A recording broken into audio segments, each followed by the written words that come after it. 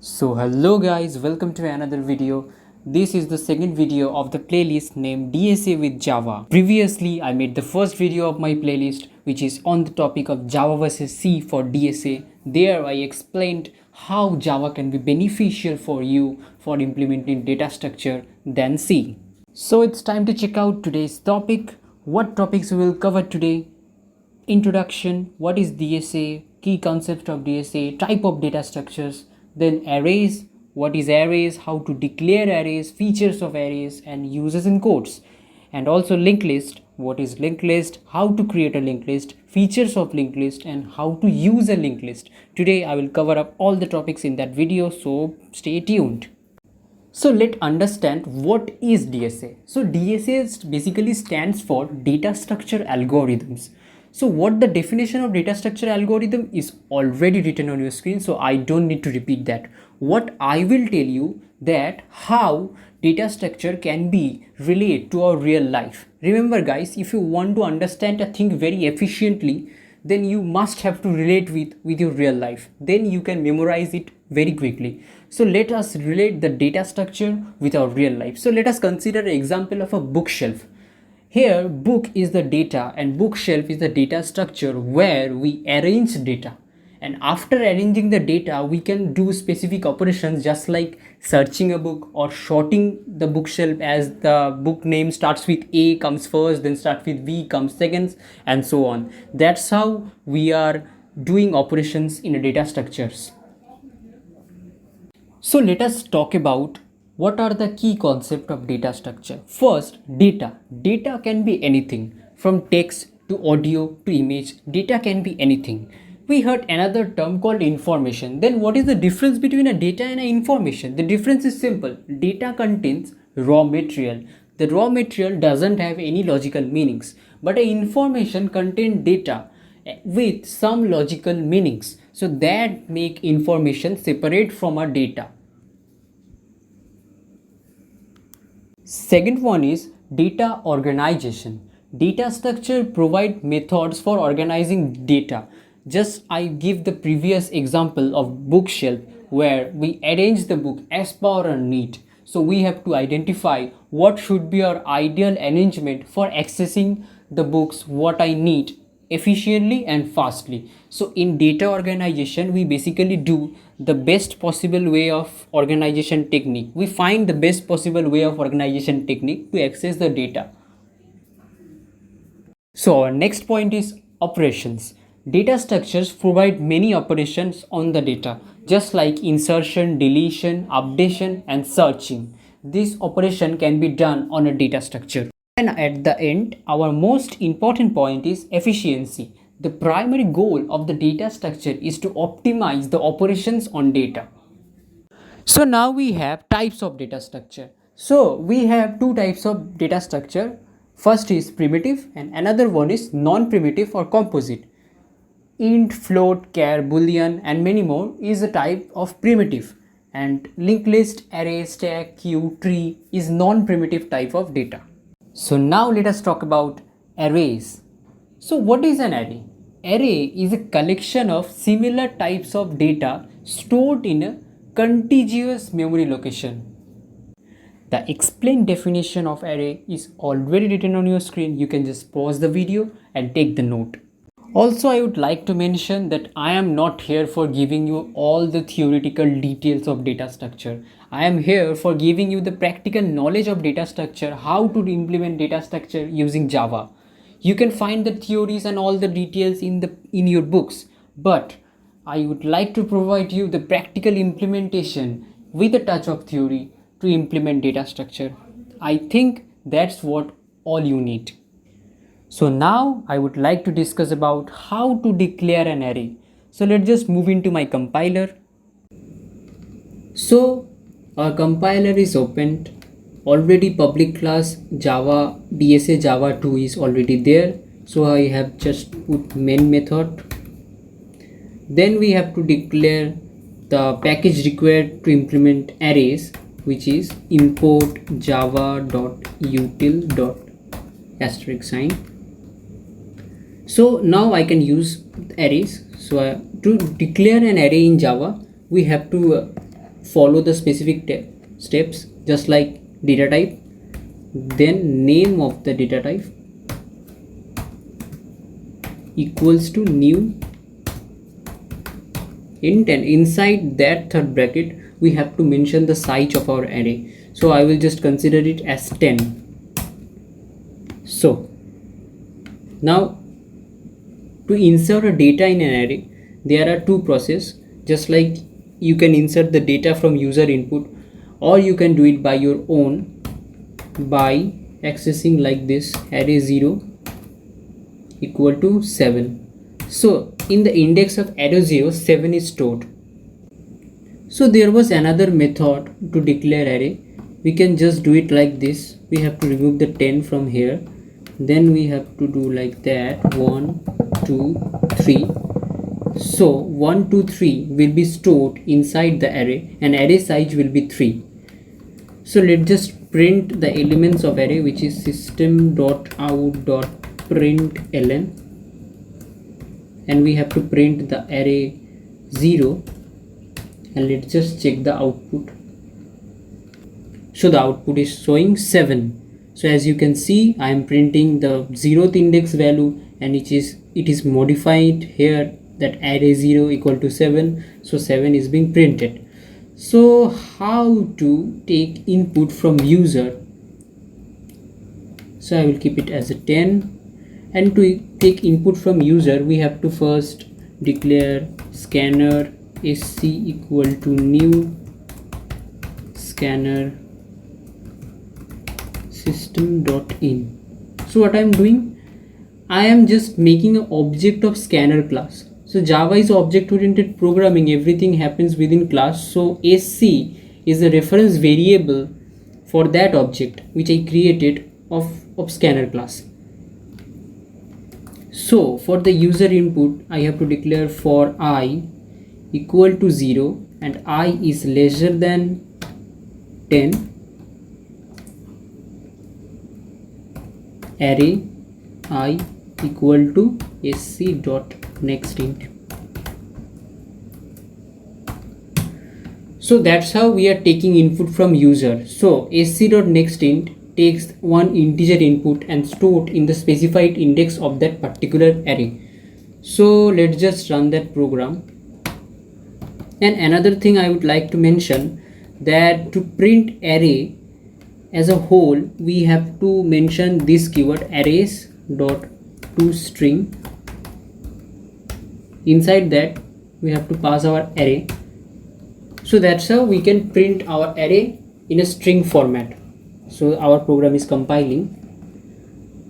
So it is compiled. We have to provide 10 inputs, just like 1 2 3 4 5 6 7 8 9 and 10. So here it is output showing that 1 2 3 4 5 6 7 8 9 10. So hope you guys understand the basic concept of array. I want to add few more things, just like how to sum up all the elements in an array. So for that we have to declare the variable name sum. Then we have to run a for loop. Inside that for loop we have to run the for loop from I to the size of the array. I can declare the size of the array by array.length, and inside that loop we have to do this operation, sum plus equal to array I. So each and every element will be sum up whenever the loop will run. So 1 plus 2 plus 3 plus 4 plus 6 and so on, and after that I have to just print the result here. I have to, inside that I have to write the sum so I can get the result. So let's just run this program. So I have to provide the inputs, which is 1 2 3 4 5 6 7 8 9 and 10. So the sum is coming, it is 55. So the sum of all the elements is 55 and it is showing here. So in this part you learned how to declare an array, how to take user input from array, also how to initialize the array manually. Also you know about how to take user input just like this, and I already show it how to sum all of the elements in the array and how to print the whole array as a string by arrays.toString method. So that's all from my side on array. If you have any queries, any doubts regarding arrays, so you can just directly comment on this video or you can ping me on LinkedIn. I will be available for you.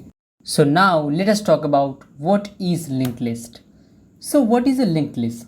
Linked list is a fundamental linear data structure in computer science that consists of a sequence of elements called nodes. So in simple word, linked list is a data structure which is built with nodes, and each node contains an element and a pointer to the next node. So that is all about linked list. Else the definition is already in front of you. You can pause the video and take the note of the definition. There are several benefits of linked list. First one is dynamic size. We can shrink or expand the linked list as per our need whenever we want. And the next advantage is memory efficiency. Linked list efficiently use memory because linked list doesn't require contiguous memory location. For that reason, linked list is more efficient than arrays.